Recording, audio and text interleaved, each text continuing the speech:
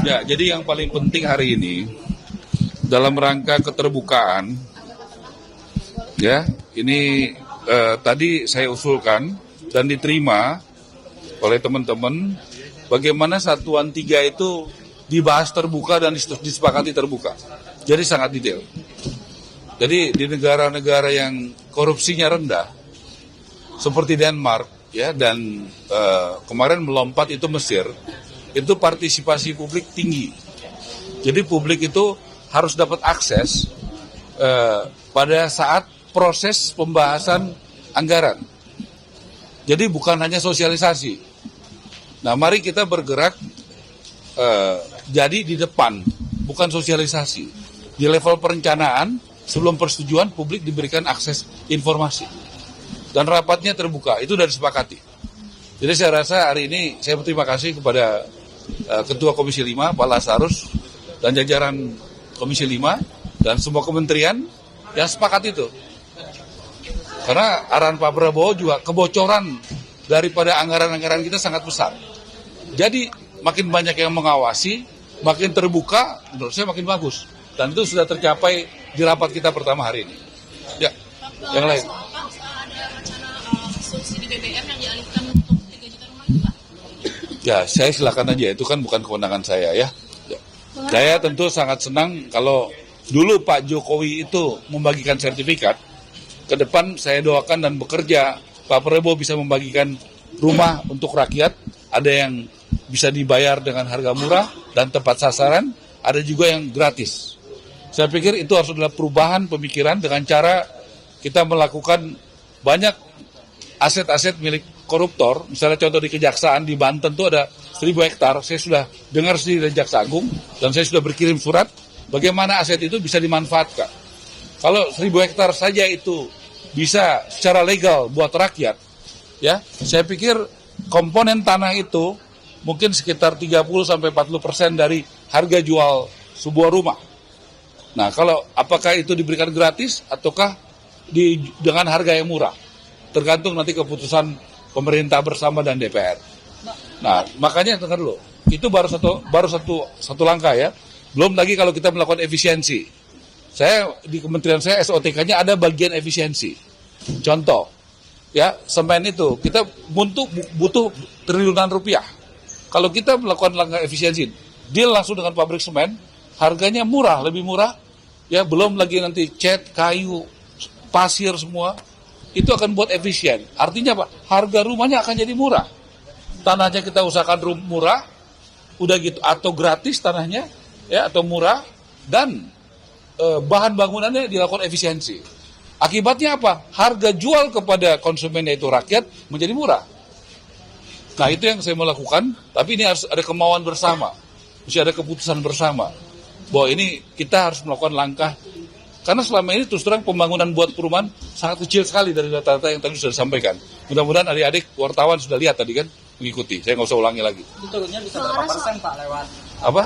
Diskon material dan kebebasan? Ya, kita mesti urut satu-satu. Makanya nanti saya senang kalau satuan 3 itu bisa sama-sama. Teman-teman DPR ini kan punya pengalaman lama, ya, untuk bisa melihat satu-satu. Jadi partisipasi publik itu bahkan kemarin sore itu saya undang semua stakeholder, ya, developer, kontraktor, supplier, konsultan, asosiasi. Untuk apa? Untuk mengkritisi usulan SOTK saya yang akan baru saya sampaikan hari Kamis lusa kepada Menpan RB. Jadi kita mau bahkan dari usulan struktur organisasi yang nanti membantu saya sebagai menteri, itu saya minta pendapat publik. Jadi kalau kita mau keterbukaan, jangan pernah setengah-setengah. Ya, itu mesti didetailin dulu, Mas. Ya, oke. Pak, yang 10 November nanti, Pak, yang bagian rumah. Oke, 10 November itu adalah groundbreaking, ya, di Kabupaten Tangerang. Tanahnya dari perusahaan saya. Yang bangun Agung Sedayu. Nanti mungkin dibangun berapa ratus rumah dan itu akan diberikan gratis kepada rakyat. Tanah dari pengusaha, yang ngebangun pengusaha. Nah, saya tadi malam mengumpulkan 4 perusahaan besar, ya, ada Agung Sedayu, ada Barito, Pak Prayogo, ada Boy Thohir, ada Aru, ada Pak Franky dari Sinarmas. Dan saya sangat berterima kasih. Semuanya berkomitmen untuk juga mendukung program perumahan untuk membangun rumah untuk rakyat. Barusan saya mendapatkan telepon dari Pak Lawrence Barki dari grup Harum Energi. Dia mengatakan dia juga siap membantu. Dan saya bilang kalau begitu begini, karena banyak apartemen ataupun rumah susun itu yang buat rakyat karena tidak dihuni seperti di rumah susun yang saya mau tinjau ada 4 ya. Yang kemarin sudah adalah yang di Pasir Rumput, yang ke Pasar Rumput, yang kedua nanti hari Jumat di Kemayoran. Kemudian kita akan jadwalkan di Batang. Kemudian ada di Rancaikek. Kalau bisa itu nanti karena keterbatasan dana, kita akan membuat renovasinya itu dari teman-teman pengusaha. Jadi tidak menggunakan uang negara. Ya, begitu. Jadi saya juga akan koordinasi dengan Pak Ate, Kepala BPKP, supaya yang memberikan bantuan aman. Nah, tinggal nanti saya ingin menemukan kepada siapa ini diberikan supaya tepat sasaran. Dan perumahan itu ekosistemnya bagus. Kalau harapan saya kepada PNS yang berpenghasilan rendah, TNI yang berpenghasilan rendah, Polri yang di bawah, guru-guru, ya, kemudian masyarakat sekitar. Nah, jadi ini adalah pemikiran kami. Ya, mohon datang nanti ya, hari Jumat jam 2, kami dan pemerintah DKI akan datang ke rumah susun Pasar Rumput untuk open house. Bagaimana terbuka kepada publik, transparan, yang berminat supaya daftar dan nanti akan diverifikasi. Dan kita juga usahakan di situ ada buat milenial.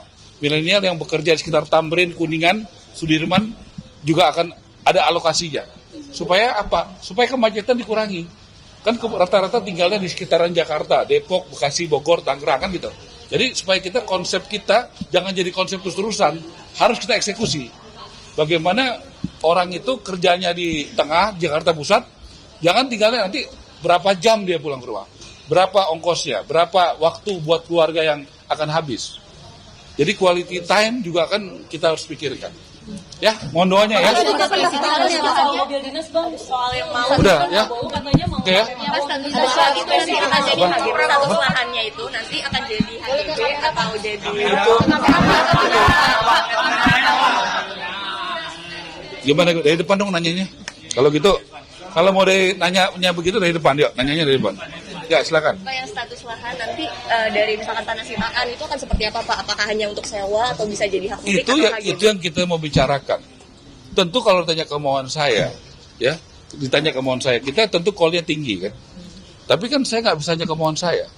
Ada kewenangan di kementerian-kementerian yang lain, Menteri Pertanahan dan lain sebagainya. Kan begitu. Tapi tentu sebagai menteri saya mesti punya ide, konsep, gagasan. Untuk bisa dijalankan perlu dukungan dari semua pihak, termasuk DPR, sangat penting. Dan kementerian lain, dan pemerintah daerah. Jadi nggak bisa kita kerja sendiri dengan otonomi daerah itu, kewenangan sudah terbagi habis. Kan begitu. Jadi itulah kita perlu berkolaborasi. Makanya Pak Prabowo buat kita 4 hari di Akmil di Magelang. Supaya kita bisa melakukan, dan sana efektif sekali. Saya ngomong sama Ibu Sri Mulyani, dengan wamennya, ya, ngomong sama Menteri BUMN Pak Erik dengan wamennya juga, ngomong dengan Bapak Panglima TNI dan Bapak Kasat, ya, ngomong dengan Pak Nusron Menteri ATR, ya, ngobrol sama Pak Ate gitu ya, Kepala BPKP. Jadi kita nggak bisa sendirian bangun bangsa ini, tak ada yang hebat sendirian, ya, harus saya aja mendatangi, ya, karena kita butuh dukungan dari semua. Saya pikir itu ya. Jadi bentuknya seperti apa? Tentu adalah kesepakatan negara. Negara ini siapa? Ya intinya pemerintah dan DPR. DPR mewakili rakyat, kan begitu? Pak, tanggapannya Pak Prabowo minta para menteri untuk menggunakan mobil lokal mau itu gimana? Oh bagus bang, bangga. Mungkin saya sangat senang sekali ya, karena kita memakai produk dalam negeri. Tapi sebelumnya udah pernah naik mobil belum? Belum. Berarti ini kalau bisa dapat mobil dinasnya pertama ya? Ya saya sangat senang karena kita pakai produk dalam negeri, dan saya pikir kita harus mencintai produk dalam negeri. Dan tentu kualitas produk dalam negeri harus makin ditingkatkan, sehingga makin berkualitas. Kan begitu ya? Tapi sekarang belum pakai kan ya Bang? Belum. Dua lagi ini saya syarat spesifik nggak sih Pak? SOTK apa pertanyaannya? Tadi Bang Ara minta sekjen dari Departemen Keuangan. Ya. Dari Kemenkyu berarti. Ya, saya udah minta sama Ibu Menteri Keuangan dan irjennya dari Kejaksaan Agung. Kenapa? Supaya nanti sinerginya bagus. Karena banyak nanti menyangkut manajemen anggaran dengan Departemen Keuangan, pengawasan dengan Jaksa Agung. Saya minta dengan Jaksa Agung membuat satu sistem utuh pengawasan. Ada whistleblower, ada segala macam bentuk strategi, silakan dari awal. Dengan Pak BPKP, saya minta bagaimana sebelum itu BPKP bisa lihat dulu. Kita kan pencegahan di depan. Jadi kita terbuka aja. Hari ini DPR luar biasa. Saya puji DPR. Hebat sebagai wakil rakyat. Mau bicara terbuka, semua rapat terbuka, dan satuan 3 dibahas. Secara terbuka dan diputuskan terbuka. Saya pikir Pak Lazarus dan teman-teman DPR hari ini harus diberikan penghormatan ya. Dalam rangka transparansi, kita lihat Denmark kenapa jadi negara yang korupsinya rendah. Kita lihat Mesir kenapa melompat negara dengan korupsi yang sangat rendah. Karena keterbukaan dan pengawasan publik. Bang, untuk Bu Menkyu-nya setuju ya, Bang? Jadi udah cukup ya, aku Presidennya bakal ada dari sana ya. Nanti ketemu kan, kalau ketemu lagi hari Jumat ya di apa? Pasar Rumput. Jam 2 di Pasar Rumput. Bang, Ya. itu sewanya udah 1,25 juta itu langsung. Saya minta, itu kewenangannya di DKI. Saya himbau, tapi saya lihat Gubernur DKI ini punya hati, ya. Dan dia karena kalau 3,5 juta itu terlalu tinggi, yang bisa bayar 3,5 juta itu memang udah banyak yang berminat. Sudah 3.000-an orang, padahal kan kapasitasnya cuma 1.000-an ya. Tetapi yang menikmati pasti bukan masyarakat kelas bawah, bukan rakyat. Karena 3,5 juta itu mahal bagi rakyat. Jadi kita minta itu diturunkan. Dan beliau bersedia. Berarti harganya belum turun pas harga nanti belum turun. Sudah turun. Saya minta 125 dan sudah disepakati. Bahkan nanti kalau bisa ada subsidi silang. Berarti untuk yang mau sewa hari Jumat bisa langsung dapat harga 1,25 juta itu sewanya. Iya, kita itu average ya. Karena itu kan pengelolaannya 18 miliar selama 1 tahun. Ya, mengurus 1.984 rumah. Berarti average 1,5 miliar setahun. Sebulan. Nah, jadi itu dibagi lagi dengan huniannya itu kan gitu. Nah, jadi kita mesti bisa juga misalnya ada yang gajinya mungkin di atas 8 juta dengan mungkin PNS atau TNI yang di bawah. Saya minta itu ada keadilan. Keadilan itu bukan sama rata. Tetapi yang lebih punya kemampuan lebih besar daripada yang kemampuannya di bawah. Itu menurut saya baru adil. Terima kasih ya.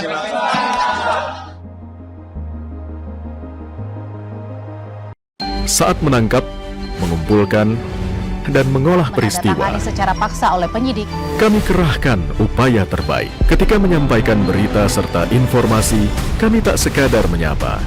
Ada referensi, aspirasi, juga inspirasi yang menjadi misi. Sapa Indonesia di Kompas TV.